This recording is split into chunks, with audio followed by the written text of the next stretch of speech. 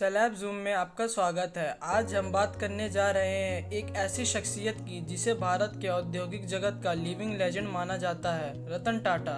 उनकी कहानी सिर्फ व्यावसायिक सफलता तक सीमित नहीं है, बल्कि उन्हें मानवता के प्रति समर्पण और समाज के लिए उनके योगदान की कहानी भी है। आज हम देखेंगे कैसे उन्हें टाटा ग्रुप ने नया आसमान तक पहुंचाया, उनकी प्रेरणादायक यात्रा और उनका व्यक्तित्व जो उन्हें इतना विशेष बनाता है। शुरू करते हैं रतन टाटा की अद्भुत कहानी। रतन टाटा का जीवन, परिचय और लाइफस्टाइल।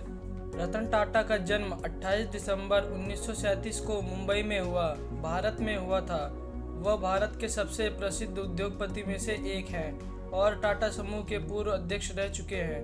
उनका जीवन न केवल व्यापारिक सफलता से भरा हुआ है, बल्कि सामाजिक उत्थान, परोपकार और सादगी के उदाहरणों से भी प्रेरित है।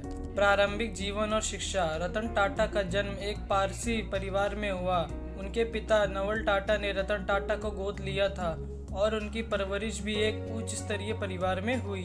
रतन टाटा ने अपनी प्रारंभिक शिक्षा मुंबई से प्राप्त की और आगे की पढ़ाई के लिए अमेरिका चले गए, जहां उन्होंने कॉर्नेल यूनिवर्सिटी से आर्किटेक्चर की डिग्री हासिल की और उसके बाद हार्वर्ड बिजनेस स्कूल से एडवांस मैनेजमेंट प्रोग्राम पूरा किया। टाटा समूह में करियर।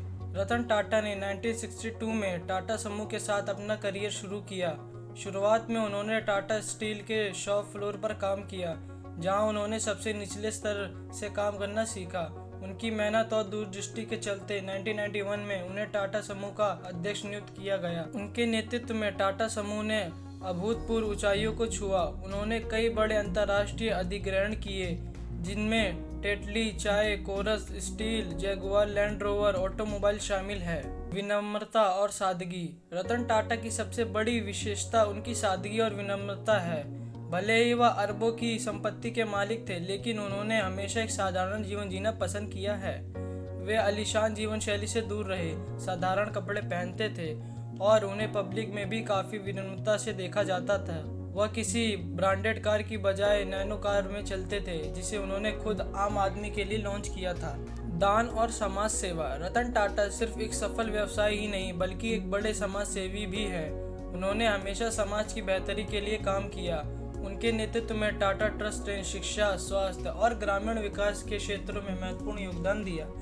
उन्होंने कई चैरिटी संस्थाओं को अरबों रुपए दान किए और मानवता की सेवा को प्राथमिकता दी।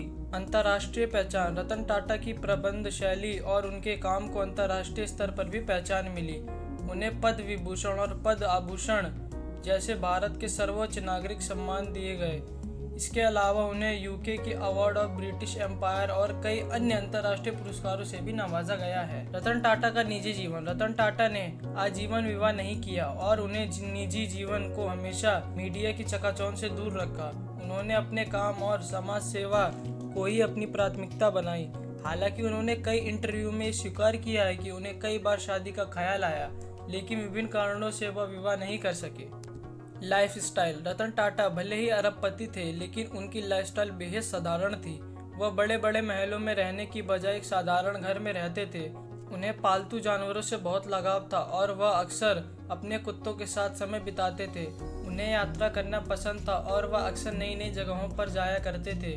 उनके पास कई पुरानी क्लासिक कारों का संग्रहण भी था, लेकिन वह सादगी से अपना निजी और व्यावसायिक जीवन को संभालते रहे। उपसंहार। रतन टाटा का जीवन एक प्रेरणा का स्रोत है। उन्होंने दिखाया कि सादगी, मेहनत और मानवीय मूल्यों के साथ भी महान ऊंचाइयों को छुआ जा सकता है। वे भारतीय उद्योग और समाज के लिए एक सच्चा आदर्श है और उनकी विरासत हमेशा हमें प्रेरणा करती रहेगी। रतन टाटा भी किसी सेलिब्रिटी से कम नहीं थे। अगर हमारी आपको सैलाब जूम की वीडियो पसंद आई हो तो चैनल को सब्सक्राइब करें, वीडियो को लाइक करें और अपना ओपिनियन कमेंट बॉक्स में बताएं।